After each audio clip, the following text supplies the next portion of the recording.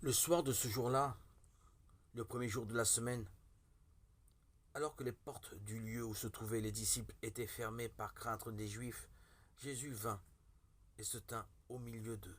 Il leur dit: Paix à vous. Jean 20, 19.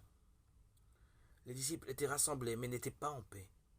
Ils avaient vu juste Jésus crucifié, bien que certains d'entre eux aient déclaré qu'il était vivant.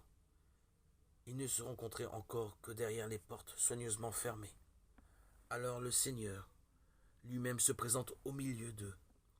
Sa présence change complètement leur façon de voir les choses à ce moment-là, et certainement pour le reste de leur vie.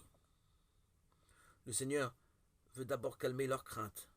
La crainte des Juifs était celle qui les tenaillait de plus. La rigueur de ces chefs religieux, influents, empêchait beaucoup de disciples de rendre ouvertement témoignage de leur foi en Christ.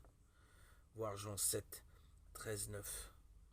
Nous pouvons ressentir la même crainte, car il y a bien des voix puissantes qui s'élèvent pour réduire au silence la foi chrétienne, ou du moins la ridiculiser.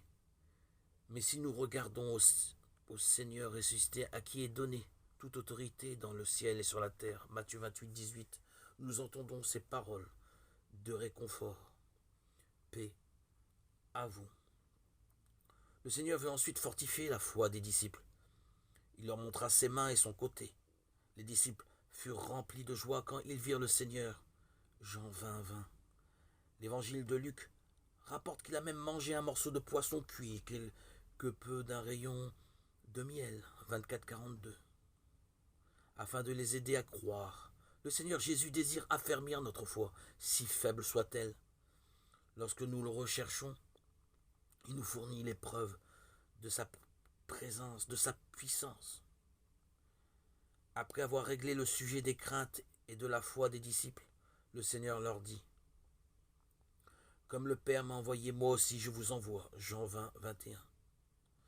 Il avait déjà dit au Père qu'il les enverrait dans le monde, comme le Père lui-même l'avait envoyé. Et maintenant, c'est à eux qu'il le dit. Sa dernière parole dans l'évangile de Jean est celle-ci: Suis-moi. 21, 22. C'est là également notre appel, notre privilège.